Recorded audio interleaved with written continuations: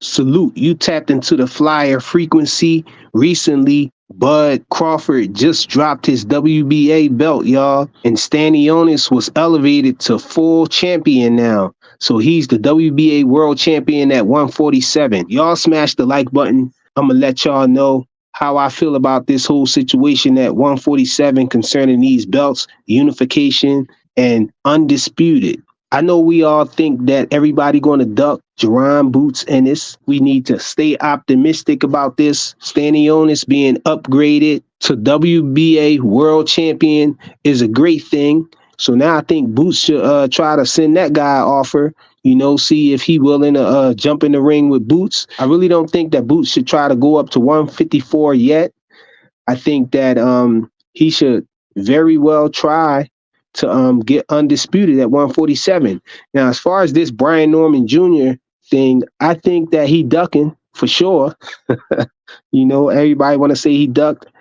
I do believe he ducked, but I really think that it's time for Boots to sacrifice right here, yo. I think that Boots, it's really on him, man, because as far as I understand, Brian Norman Jr. was offered 1.5 million, somewhere around there. I think Eddie Hearn topped off with 1.7 million, and his team refused to take that. Brian Norman Sr. said that ain't gonna work for them.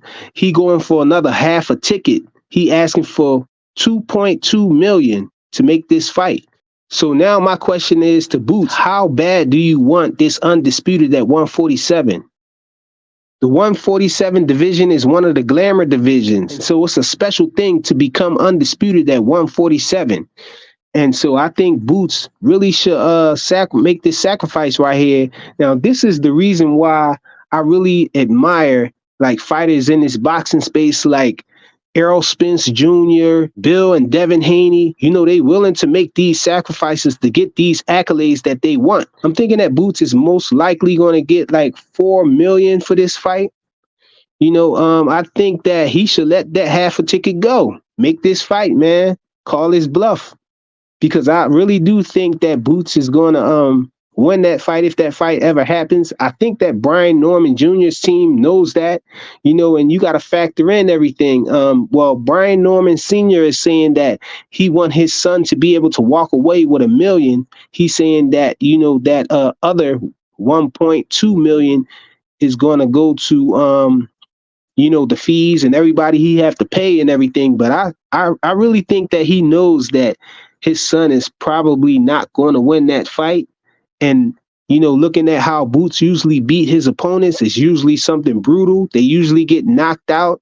And so I think he's thinking about all the trauma and the troubles and everything, and him losing his belt and everything. He's factoring all those things in, and he just want to come out with something that's making it worth his while, I think Boots should make that sacrifice and go ahead and give him that.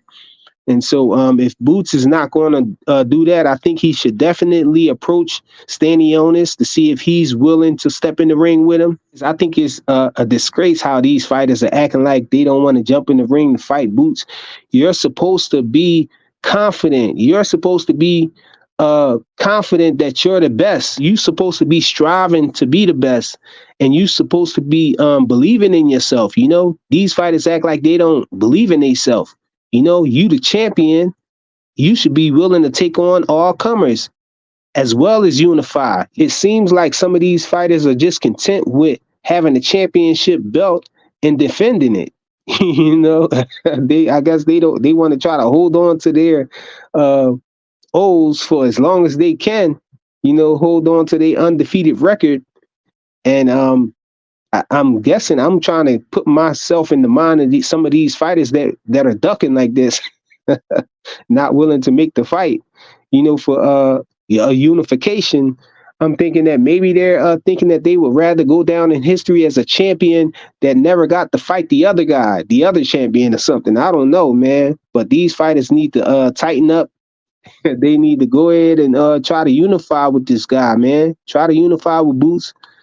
I don't think any of these guys beats Boots. I'm thinking I would be okay with them fighting each other though too. As far as Mario Barrios, I think we had the same issue that Brian Norman Jr. is presenting with Mario Barrios. They were complaining about the money, saying that the money wasn't there for them to fight Boots. I think that a fight between Stanionis and Mario Barrios or Brian Norman Jr., any one of those three versus each other, mixing it up is a good thing. I guess Boots will have to stay busy at this time. I think that Eddie Hearn has his own agenda, y'all. I really think that Eddie Hearn was trying to dismiss that Brian Norman Jr. fight because he want Boots to go up to 154. Yeah, I think Eddie Hearn already had his plans for Boots already to fight a fighter at 154 named Bud Crawford. I think that he's thinking that that's going to be a big fight, and so he wants to convince Boots to move up to 154 to try to line up that fight with some of those other guys up there.